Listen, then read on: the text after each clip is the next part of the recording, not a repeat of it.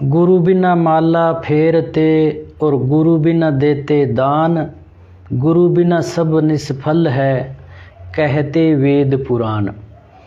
सज्जनों, ये कहावत हमने सुनी है और इसका बहुत ज़्यादा प्रचार प्रसार किया जाता है कि गुरु के बिना दिया गया दान भी हराम है, और इसमें साख लगाई जाती है, यानी एक मोर उसकी उपयोगिता सत्यता के लिए वेद पुराण का नाम भी दिया जाता है।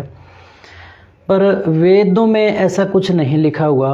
वेदों में तो ये कहा है कि आप जो कर्म करते हो उसका कर्म का फल आपको मिलेगा, मिलता है।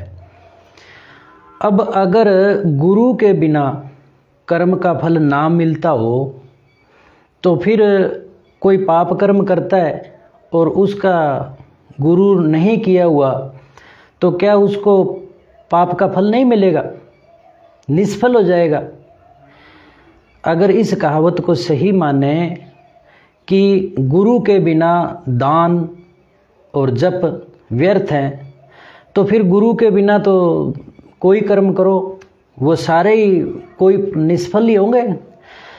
कोई भी आदमी जानवरों को मारता है, किसी के पैसे धन लूट लेता है, या किसी को मन वचन कर्म से प्रताड़ित करता है, दुखी करता है, तो अगर वो गुरु धारणा नहीं किया हुआ तो फिर उसको तो कोई फल नहीं मिलेगा, उसका कितना ही पाप कर्म करे।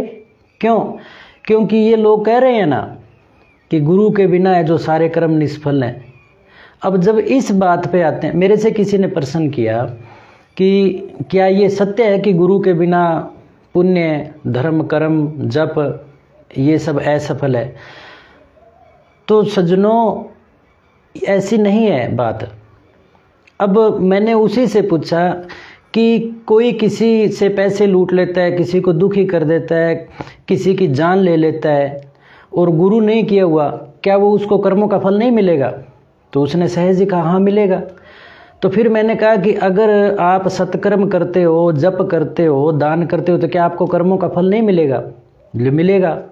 तो ये एक विडंबना है कि जिसको गुरु बनने की चाह होती है ना, भी मेरे चेले चेली हो जाएं, मेरा इतने चेले चेली हो, मेरी सेवा हो, जो आत्म तत्व को नहीं जानता, जो कर्म रहस्य को नहीं जानता, उन लोगों ने ये पाखंड फैलाया है और इसमें कोई सत्यता नहीं है।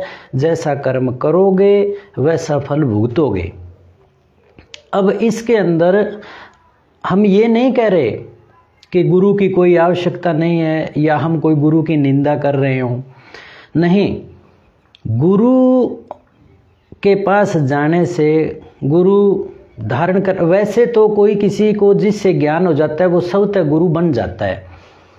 अब गुरु के द्वारा कोई भी उपलब्धि सहज में प्राप्त हो सकती है।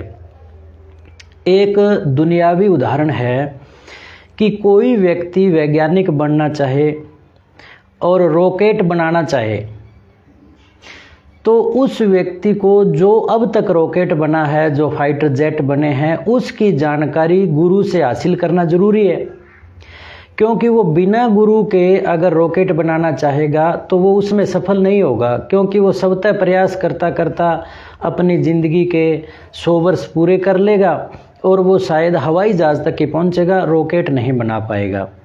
अगर वो किसी गुरु के पास जाता है, ऐसे शिक्षक से शिक्षा लेता है कि जो अब तक रॉकेट बनाया हुआ है, जो अब तक जहाज़ बनाए हुए हैं, वो ज्ञान उस गुरु से लेगा, तो वो गुरु उसको 1 साल 2 साल 3 साल, जैसे ये पाठ्यक्रम होते हैं ना, 1 वर्षीय 2 वर्षीय 3 वर्षीय या 5 वर्षीय, तो वो 1 साल 5 साल के बीच में वो सारा का सारा ज्ञान गुरु उस शिष्य को प्रदान कर देगा, जो वो सारी उम्र अपने 100 वर्ष में हासिल नहीं कर पाता, वो गुरु उसको 2-5 साल में करवा देगा।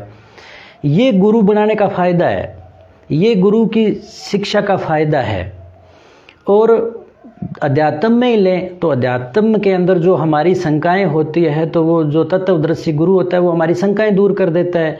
शंका दूर हो जाती है तो हमारी धारणा, ध्यान, समाधि सरल हो जाती है। तो इसलिए गुरु की आवश्यकता है। अपने उपलब्धि के लिए, मोक्ष मार्ग के लिए, दुनियावी कामों के लिए।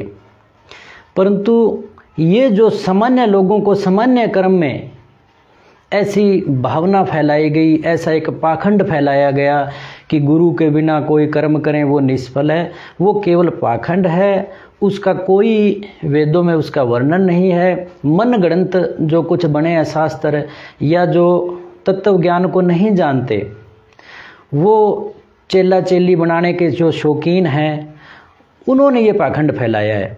और इसमें आप उदाहरण लें श्रीमद् भगवत गीता का, तो श्रीमद् भगवत गीता में भगवान श्री कृष्ण ने अर्जुन को कहीं भी शिष्य नहीं कहा, बस यही कहा कि तू मेरा प्रिय है, तू मेरा सखा है, यानी अपने खुद के बराबर के दर्जे का बनाया। हाँ, अब जो उपलब्धि, जिस ज्ञान को प्राप्त हुआ अर्जुन, वो भगवान श्री कृष्ण को जरूर गुरु की, भगवान की, पिता की, परमात्मा की उपाधि देता है, वो तो दे सकता है। परंतु ये जो मान लें तो ये कोई बात शास्त्र के सम्मत नहीं है, शास्त्र विरुद्ध बात है। तो सज्जनों, अच्छे कर्म करो, फल मिलेगा। गुरु है तो आपके काम में सरलता प्राप्त हो जाएगी, और गुरु नहीं है तो जो आप साधना में लगे हो वो कठिनता से, ज़्यादा मेहनत से सफल होगा। इतना ही है। ओम तत्सत।